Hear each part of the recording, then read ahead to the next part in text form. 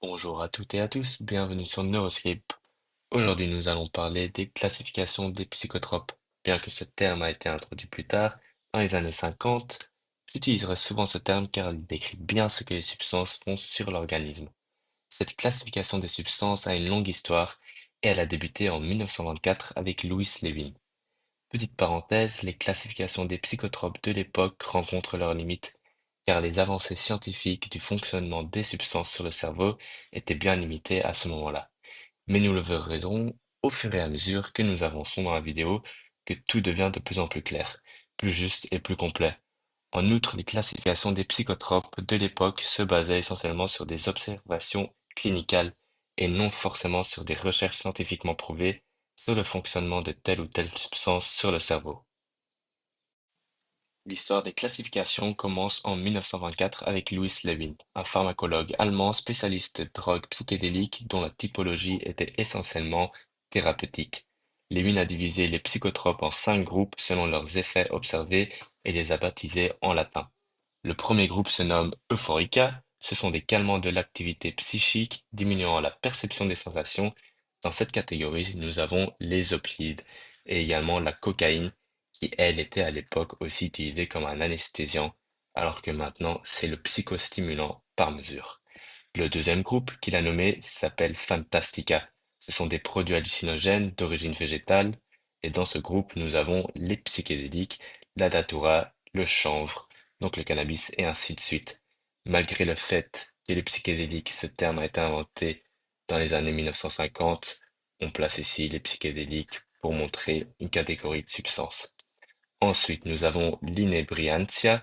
Dans ce groupe, nous trouvons les substances qui peuvent induire une suppression temporaire de la conscience durant l'excitation. Dans ce groupe, il classait ainsi l'alcool, l'éther qui n'est pratiquement plus utilisé aujourd'hui et le protoxyde d'azote qui lui, contrairement, est bien très répandu aujourd'hui et nous pouvons en trouver en abondance de ces bonbonnes de gaz vides dans les rues. L'avant-dernier groupe se nommait les hypnotica et ces substances induisent un effet calmant et sont considérées comme des somnifères comme le bromure, le sulfonal, etc.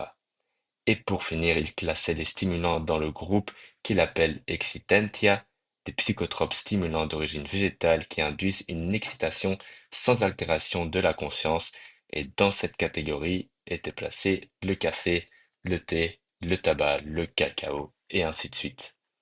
Il faut bien garder à la tête que cette classification s'est faite à une époque où encore beaucoup de substances n'étaient pratiquement pas connues, comme par exemple la MDMA, qui a été néanmoins synthétisée pour la première fois en 1912 par Anton Köllich dans la société pharmaceutique allemande Merck pour en développer un coupe-faim, mais qui a vraiment commencé à prendre de l'ampleur sous le nom d'ecstasy durant les années 80 et 90 dans les rave parties.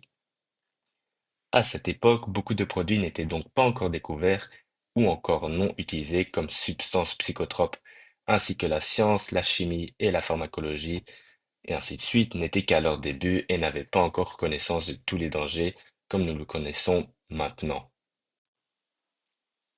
33 ans plus tard apparut la classification de Delay et Deniker en 1957.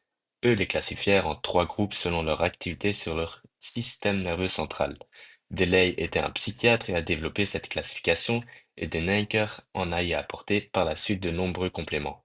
Le premier groupe, ils l'ont appelé les psycholeptiques ou sédatifs. Donc les psycholeptiques sont les substances qui affaiblissent l'âme.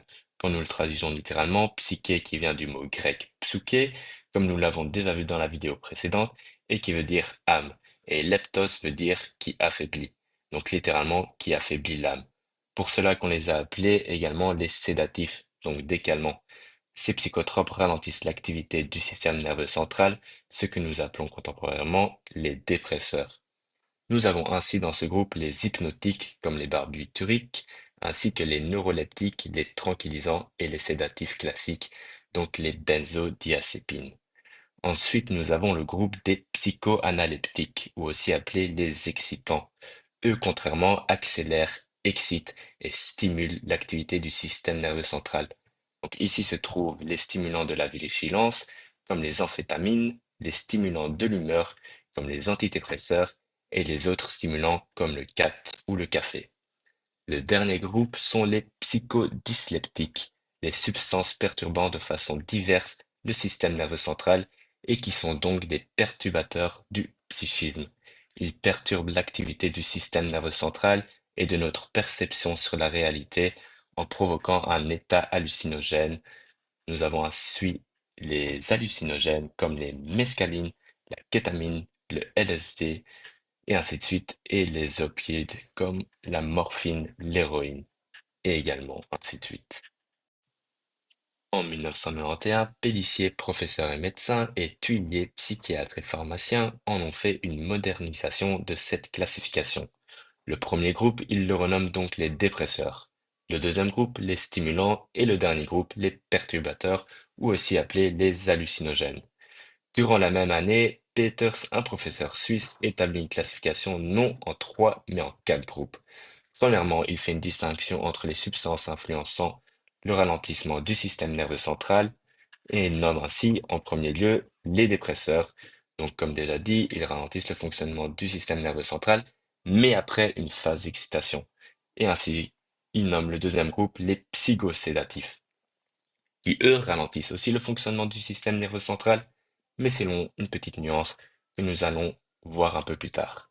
Troisièmement se trouvent les psychostimulants, eux accélèrent le fonctionnement du système nerveux central, et dernièrement, ils renomment le groupe des perturbateurs en le groupe des psychédéliques, qui eux perturbent le fonctionnement du système nerveux central, et l'on en a fait donc de ce groupe une certaine restriction. Nous voyons que les quatre grands groupes commencent à prendre pleinement forme et que les substances pourront ainsi être plus facilement classifiées selon leurs effets sur le système nerveux central. Cela donnera lieu à la dernière classification classifiée dans un beau diagramme que nous allons évoquer dans une petite minute. Et c'est cette classification de substances que nous utilisons actuellement. Il existe néanmoins plein de diagrammes de classification des psychotropes différents que nous pouvons retrouver sur le web, mais ils ont tous été créés à leur propre manière et peuvent ainsi tous varier selon les critères pris en compte. Néanmoins, le lien de tous ces diagrammes, c'est qu'ils ont pour base le diagramme que nous allons évoquer dans une petite seconde. Ce diagramme est le Venn diagramme de Drake Snyder qui a été conçu en 2010. C'est un ingénieur. Ce diagramme est une division en quatre grands groupes selon leurs effets sur le système nerveux central. En haut se trouvent les neuroleptiques, ou également appelés les antipsychotiques. À droite en rouge se situent les dépresseurs. En bas en vert, les hallucinogènes. Et à gauche en bleu, les stimulants. Je ferai toute une vidéo dédiée à ce diagramme pour ainsi mieux le comprendre et de savoir comment le lire, car il contient plein d'informations à propos de chaque substance particulière en fonction de son emplacement dans le Venn diagramme, que ce soit en haut ou en bas, et à gauche ou à droite. Ainsi, dans chaque grand groupe se trouvent des subdivisions. Mais retenons néanmoins que les neuroleptiques ou antipsychotiques sont des médicaments utilisés pour traiter les psychoses et les troubles psychotiques en rééquilibrant les neurotransmetteurs. Ils ont ainsi un effet tranquillisant, anxiolytique et sédatif. Le deuxième groupe, les dépresseurs, eux, se caractérisent dû à leur ralentissement de l'activité du système nerveux central. Excusez-moi. Pour cela qu'on les appelle les downers. Du coup, ils ont également un effet tranquillisant, anxiolytique et sédatif, comparé aux stimulants qui, eux, fonctionnent de la manière opposée en augmentant l'activité du système nerveux central. Et eux, contrairement, on les appelle les uppers. Pour finir, le dernier groupe est également le plus intéressant, selon moi, sont les hallucinogènes. Dans ce groupe, les substances perturbent le fonctionnement du système nerveux central et là-dedans se situent les psychédéliques, qui étaient à la base de la contre-culture des années 60, des psychotropes extrêmement intéressants. Je vous remercie pour votre attention et d'avoir regardé la vidéo jusqu'au bout, et je vous dis à bientôt.